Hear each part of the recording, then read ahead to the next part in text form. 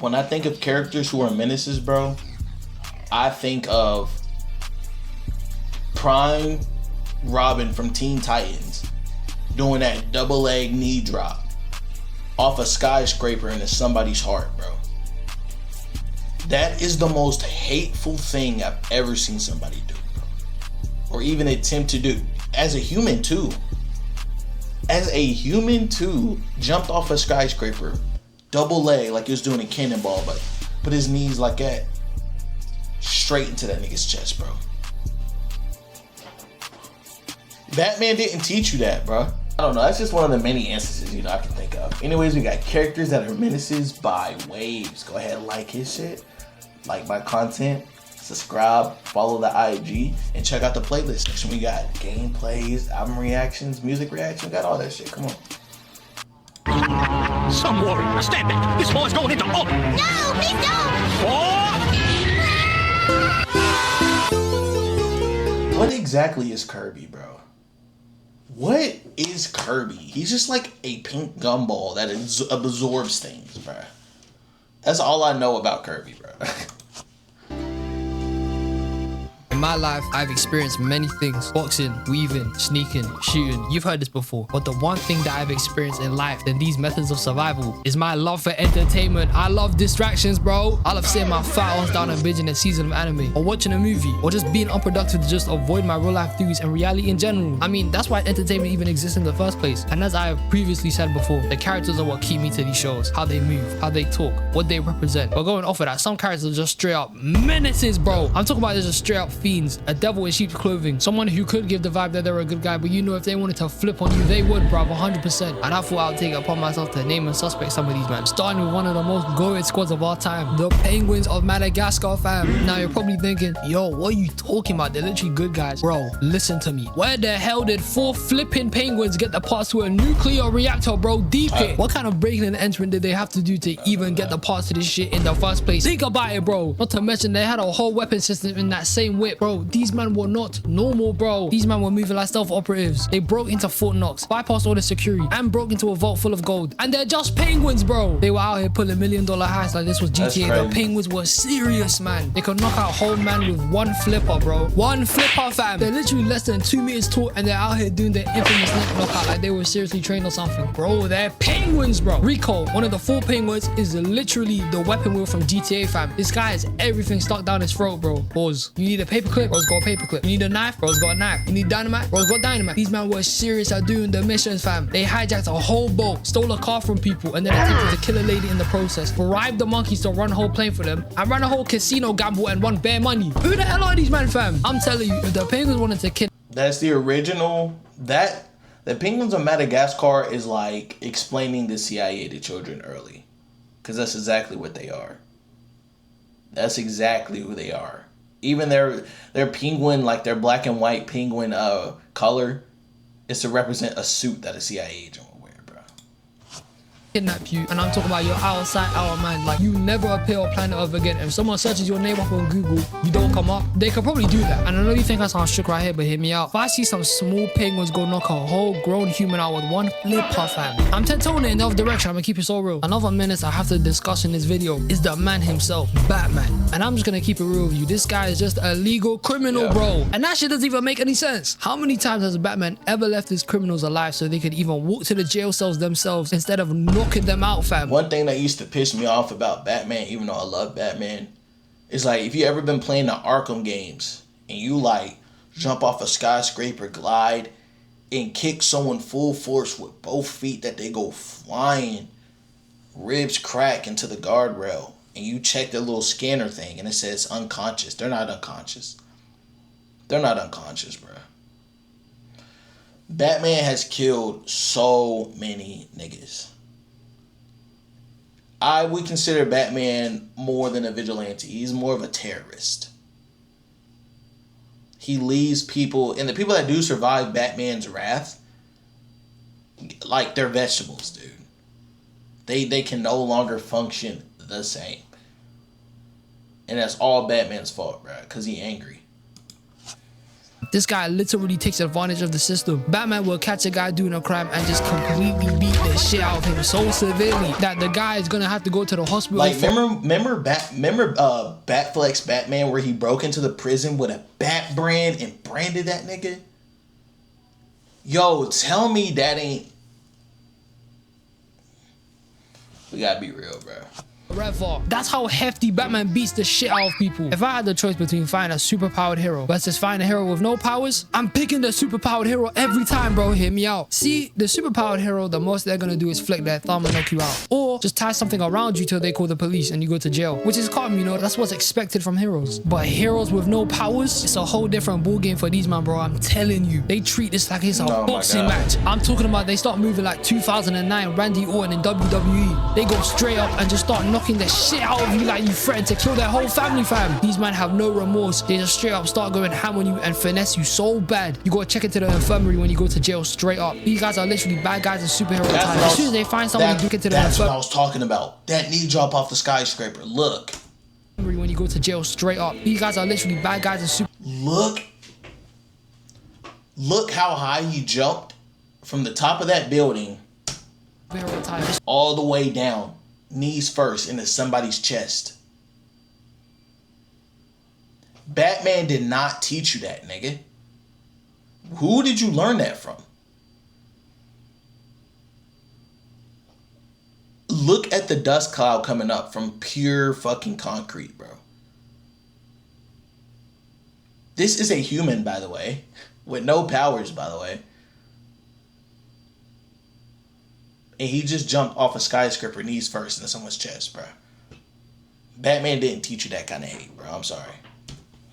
As soon as they find somebody doing one bad thing, one little crime, I'm talking about they might step on a flower or something, your life is over, bro. I'm not gonna lie to you. And you see Batman is the #1 human hero to do this shit all the time, bro. Batman would see a guy doing a crime and he wouldn't even think to question him or interrogate him. As soon as he sees the guy, it's on sight and he's beating the shit out of him, fam. Batman could hear a whole sob story on how the guy is stealing food for his family. I'm talking about they're so broke, he has to go out there and start stealing. Yet Batman will still beat the crap out of him. Like, bro, did you not hear his story? He's struggling, fam. And let's be honest, Batman probably wouldn't even care anyways with his privileged, rich ass background being Bruce Wayne. This guy does not care, fam. But when he's Batman, any little crime to him is a major crime and he will rock your shit, bro. Not to mention, you can't trust this guy, fam. With the whole contingency plans he has against the Justice League, which I'm not gonna lie to you, is genius. You would never know if heroes like the Flash or Superman decide to just switch up and kill everyone one day. Especially if you're just a regular ass guy and you ain't got no powers at all. But the thing about this is, Batman is just sauce, bro. You can't trust this guy. What if he makes a mistake and just kills you by accident,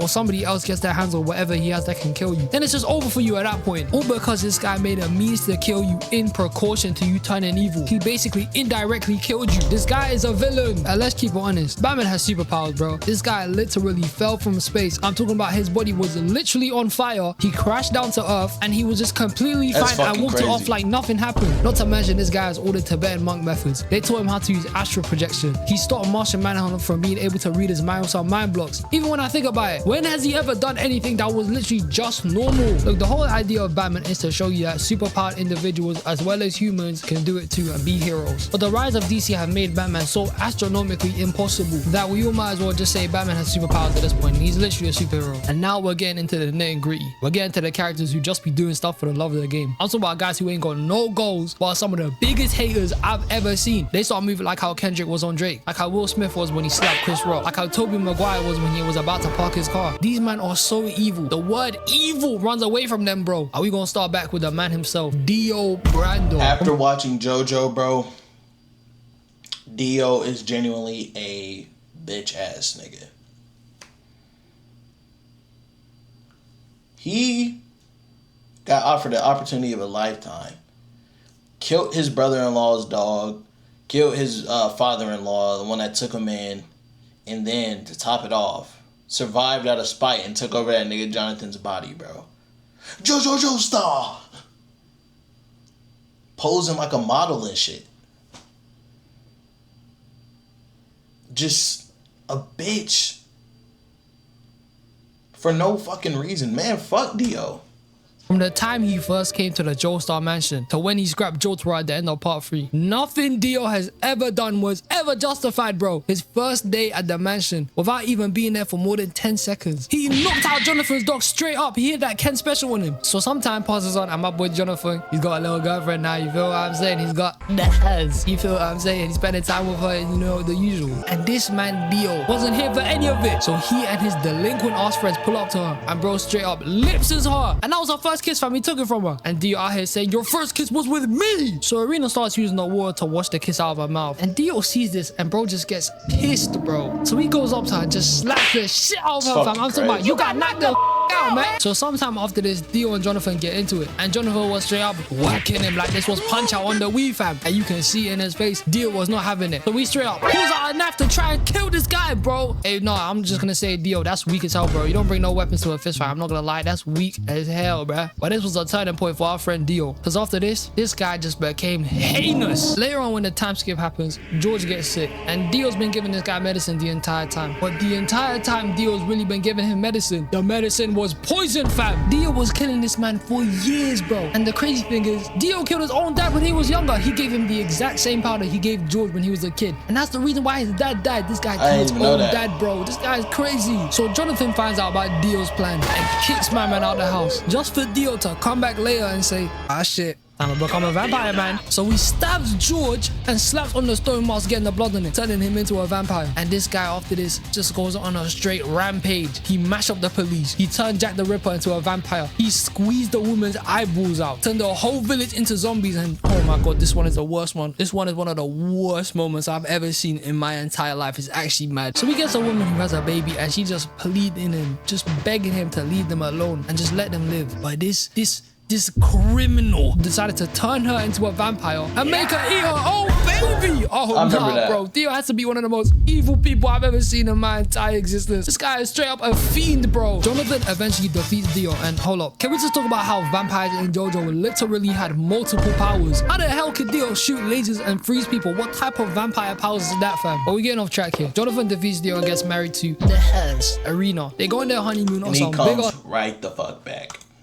Boat. And you know who else is on the boat? Dio's head. Yeah, Dio chopped off his own head, fam. It's a mad thing. So Dio starts giving out his hate speech and just proceeds to shoot a laser at Jonathan. He turned the whole boat into zombies and he jacked his body. It's a mad thing, man. I swear it was a mad thing. So the 100 years passed and Dio makes his comeback. And this guy went on a whole bunch of other side quests before me and Jotaro and the Mandan. Like having a whole kid, then having a whole bunch of kids. They're even pushing his hate onto another person who literally reset the universe. That's crazy, man. So Jotaro and the guys make it to Egypt. He's low-key spoiling this shit for me now, bro. I gotta hurry up and finish this. And get into Dio's mansion. Then they see a guy with Dio's coffin and Joseph tells him to open it. So as he's slowly opening the coffin, but what happened next was a bunch of madness. The guy who just opened the coffin got murked in the coffin in like 5 seconds, fam. So the guys were like, hell no, and jumped straight out the roof and get out of there. So now the Stardust Crusaders are trying to escape Egypt. And Dio was just hearing the infamous Batman pose on a rooftop, looking down at them thinking, where are you going, my prey? I'ma come for that ass, boy. So then Dio, Kakyoin, and Joseph get into a car chase. And Dio just launches the driver into their car, just finessing their weapons. I gotta skip, bro, to the next character, bro. He's about to spoil this shit for me, bro. Into society, and he literally had no motive behind this. He could have stood fam. This guy was a demon even before Shibuya, and like the first season of JJK, the first episode Sukuna appeared in, he disintegrated the curse. That's one thing I like about animes like Jujutsu Kaisen, bro. Where the villain stays a villain. Where the villain will, like, there's been so many points, like watching JJK up until the end, where I was like, damn, Sukuna might turn good. Nope. Right back on some fuck shit. You think, oh, he's gonna say the nope. Kills him. Takes out that nigga Yuji's heart, bruh. Whenever you transform back into yourself, you won't have your fucking heart, nigga. We both dead. I like that. I like that. I like that. You know, I hate whenever they try to always turn the villains into good guys, bruh. Sometimes you just need the villain to stay a villain. And JJK did that good. Look at his ugly ass fingernails. He did not sleep on the acrylics, fam. But then I'm not gonna lie to you. Gojo just pulls up and just starts giving him that serious work, fam. And just sits on him. It was peak here, fam. But this ain't even half the menacing shit Sukuna was pulling in the first season. Because I'm not gonna lie, this guy was a demon. Literally, he's literally a demon. Throughout season 1, Junpei was out here working alongside Mahito because he was getting bullied and Mahito was manipulating that. So Itadori starts scrapping Junpei and Mahito until Itadori breaks through to my boy. And oh my god, this is one of the worst scenes in the show. This Loki pissed me off, bro. I swear down, fam. So Mahito just appears at the top of the stairs and just sends my boy Itadori and pushes him onto the wall. And then this diabolical guy just turns Junpei into a curse. This was low-key a scam, bro. I thought Junpei was gonna be a part of the cast permanently. He was in the opening, fam. But this low-key caught me off guard. This reminded me of when Bakugo got packed in My Hero. I'm talking about shit tragic, new paddock. This shit was wild, man. But now you're asking where does Sukuna come into this? Itadori then asks Sukuna to heal Junpei, and then this guy just starts laughing at him with Mahito, acting like he likes Mahito. This guy's a bitch, man. And there's way more mad things Sukuna committed in season 1, but I'll take a whole video to explain. So we finna just jump straight to Shibuya, talking about how he massacred the whole of Tokyo, fam. When he unleashed that malevolent shrine on everyone, best believe it was a horrible time to be visiting your family in Shibuya. This shit was a dragon level threat. And even before the fight with Maharaga, to when he was fighting Jogo, and Jogo sent that whole meteor down, moving like he Madara from Shippuden. Rest in peace to everyone in Shibuya, because that's at least 2 million casualties right there. Bro, and real quick, can we just talk about how Megumi tried to summon Maharaga like 6 times, bro? Hold up, let's count them, man.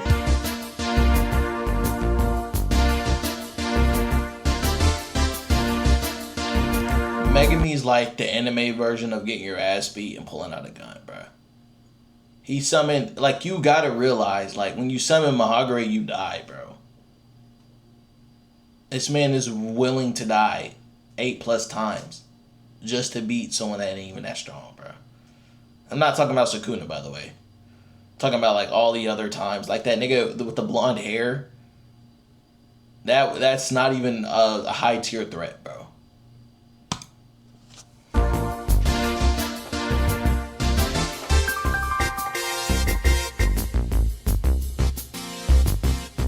Megumi been trying to kill himself since the start of the season. I swear to God, this guy does not like his life no more, fam. And the majority of all collateral damage or any damage at all caused in the whole of season 2 was because of Sukuna, bro. I don't know what gave Jogo the right mind to feed this man a buffet of fingers. What type of dumb shit is that, bro? Then he just got eliminated from reality. But I'm not gonna lie to you, Jogo's kind of chilling because he thought he had that little scene.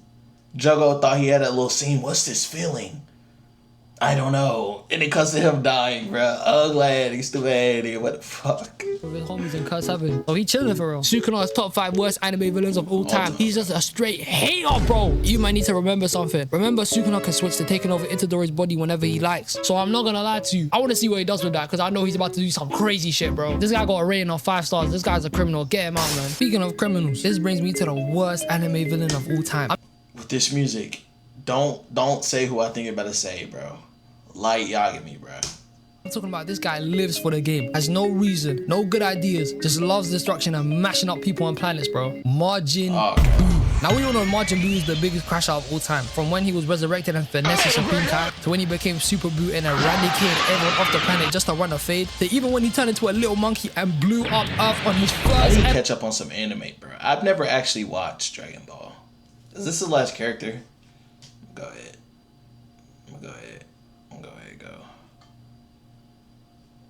Last character is Kirby. Yeah, I don't know. I'm gonna end it with Majin Buu, bro, because I don't know the last 2 about Kirby and Majin Buu.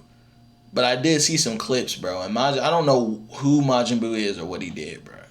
But I gotta catch up. And this nigga's about to spoil everything. I need to catch up on my shows and my animes, bro. Bad. But I will say, I'm gonna throw in an honorary character that's a menace. Just give me 1 second to think. You want to know a character who should have made this list of characters that is menaces? Princess Bubblegum. She is a cartoon Adolf Hitler. And you're going to be like, what the fuck? No, she's not, bro. I didn't realize this when I was younger. But she was she didn't see the candy people as people. She was experimenting on people. Secret experiments, taking over shit, just like a mad scientist killer, bro. And she was like real deal grimy, bro. Grimy.